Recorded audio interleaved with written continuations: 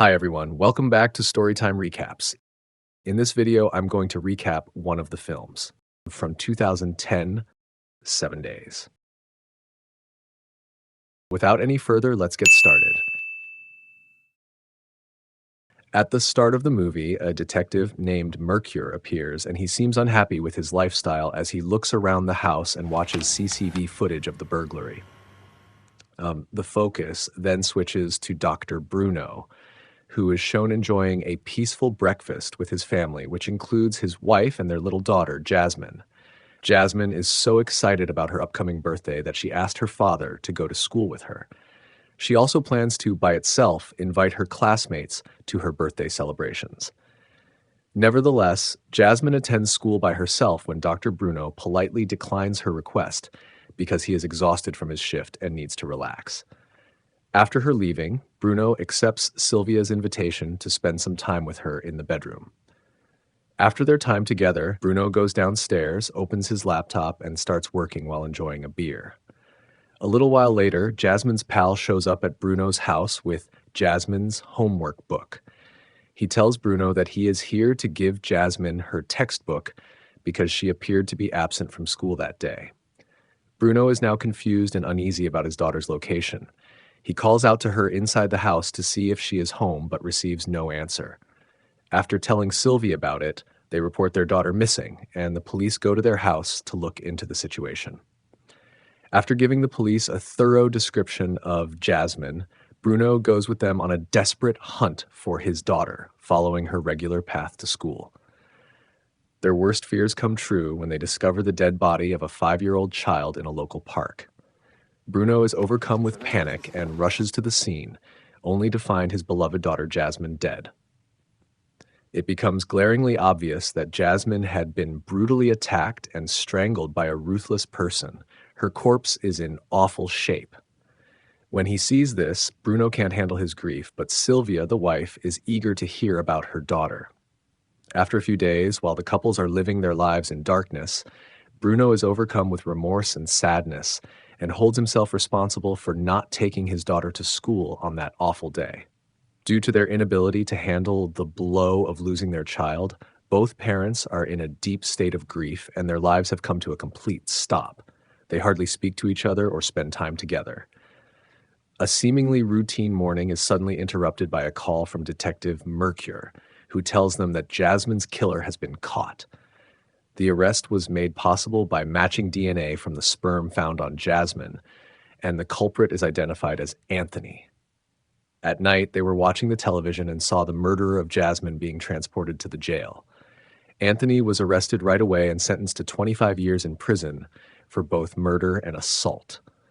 Although Anthony seems remarkably unfazed and unaffected by his situation, Bruno and Sylvia are even more saddened by the fact that the border has changed and that his punishment is far less severe than that of his daughter's exploitation and death. Bruno, however, is not one to stand by and wants to exact revenge on everything. The following morning, as he gets ready to depart for the hospital where he works, Bruno says a quick goodbye to his wife Sylvie, saying he plans to go out for a bit. But when Bruno leaves, the thought of being left in the house makes Sylvie feel hopeless, and her heart breaks. Instead of going to his regular job at the hospital, Bruno takes a surprising detour and goes to his remote cottage tucked away in the middle of the forest, where he clears trash to create room for a warehouse. In this isolated location, he carefully starts to devise a scheme to abduct Anthony, who would soon be brought before the court. Later, in order to make sure his plan works, Bruno enlists the support of some people and promises them a sizable payment in exchange, making the police officers charged with escorting Anthony to court incapable of carrying out his plan. After the negotiation was successfully completed, the day of the court presentation finally came, and Anthony was picked up by the police to be taken to court for his trial. Bruno stealthily follows the police car from a safe distance after his men have given the policeman an anesthetic injection. As the anesthesia takes effect, the car starts to swing from side to side, and the police officers go into a deep sleep. Shortly after, it stopped at the side of the road, and Bruno took advantage of the situation by going up to the car, removing the driver from his seat. Then Bruno quickly took over the car and drove to a place where he knocked Anthony unconscious. A short while later, when the police arrive, they discover Bruno's car at the side of the road with his ID in it. Mercury was there looking into the event, so he knows right away who did it. He quickly goes to Dr. Bruno's house and meets Sylvie there. He inquires about the couple's plans, but she says she is unaware of it. As soon as he gets to the designated spot, Bruno leaps into action, quickly places Anthony on a desk, and gives him more medication. Bruno then confronts Anthony face to face and locks him inside a house to prevent him from escaping. Bruno's plan is to torture Anthony gradually over the course of 7 days, ending on his daughter's birthday. After carrying out his scheme and killing Anthony, Bruno plans to turn himself in to the police. On the first day of this gloomy timeline, Bruno tortures Anthony by smashing his leg until it fractures. But the suffering doesn't stop there. After Anthony's leg is shattered, Bruno has him stand with his neck chained so that he would suffocate if he collapsed. In the meantime, detectives continue their desperate hunt for Bruno's whereabouts on the second day, searching hotels and other lodgings among other possible hiding places, but they are unsuccessful. Bruno, on the other hand, is back at house giving Anthony raw meat, which he finds disgusting, but is forced to eat because of his hunger. After that, Bruno contacts his wife and tells her that he intends to kill Anthony within the next 7 days before turning himself in to the police. His wife, Sylvie, begs Bruno to go home right away, but Bruno refuses. Unbeknownst to them, the police are listening in on their conversation because Sylvie's phone had been tapped earlier. At this point, Detective Mercure is seen thinking back on a previous event. He and Bruno share a similar experience.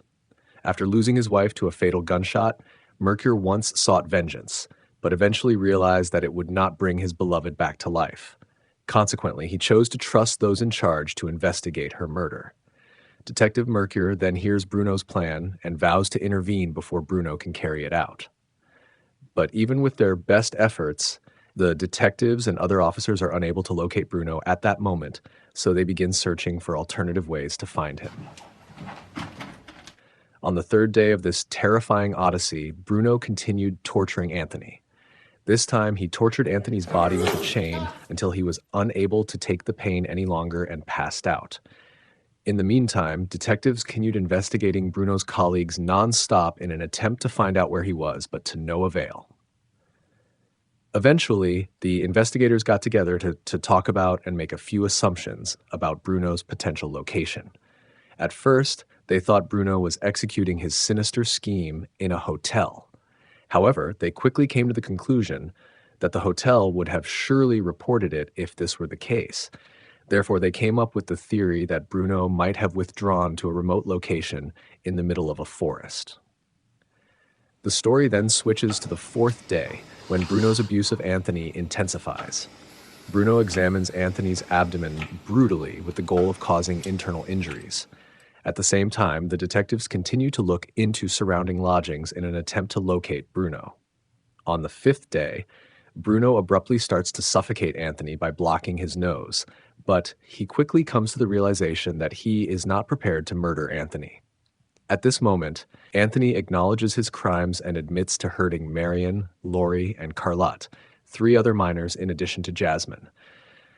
As soon as Bruno learns of this, he calls the police to let the families know that Anthony killed their children. During their chat, the police were able to track Bruno's whereabouts, and they wasted no time in trying to reach him at his current location. When the police officers arrived at the identified spot, they were taken aback by what they discovered: just a laptop and a few other electronic devices. It quickly became evident that this was all part of a plot that Bruno had hatched, in which he had recruited others to create a decoy network. Feeling duped by this complex ploy, the officers quickly withdrew to their headquarters. As Bruno persisted in his quest for justice, he removed Anthony's genitalia surgically to guarantee that he would never again be able to take advantage of youngsters. As the 6th day began, the media began focusing on Anthony's behavior, and reporters began asking the victims' parents pointed questions. 2 victims' parents said they approved of Bruno's behavior with Anthony, but one woman disagreed. After hearing her criticism, Bruno behaved rashly, After he abducted her and brought her face to face with Anthony, the guy who had killed her child, Bruno gave her the order to torture Anthony. Nevertheless, the mom declined, claiming that pursuing retribution would not restore her dead child. The woman's statements shocked Bruno, who reacted angrily by hitting her until she passed out. He then left the woman in an isolated area, uncertain about whether to carry out his plan to murder Anthony. Bruno was left feeling confused and unsure of what to do next after hearing Anthony's confession. The police are getting closer to Bruno's location due to the information they have received, and the 7th day marks the culmination of Bruno's plan to kill Anthony. A patrolling policeman observed Bruno, who was deep in the forest, and spotted a car that was recognized as Bruno's. This led the police to notify detectives and other officers to gather at the crime scene right away. As soon as they arrived, the officers searched the woods in an effort to find Bruno. Nevertheless, after reflecting on the parents' remarks, Bruno had a change of heart and opted to release Anthony rather than murder him. He then informed Anthony that it was his daughter's birthday. Shortly after, the officers were able to locate Bruno, who immediately turned himself into the authorities, leaving Anthony unconscious. While he was being arrested, a journalist asked Bruno if he thought that getting revenge was a kind of justice. Bruno didn't answer anything. The journalist then inquired again if Bruno regretted what he had done, to which Bruno replied once more, no. The final scene shows Bruno being escorted into a police car. Thanks for watching, and remember to turn on your notifications to watch more movie recaps like this one.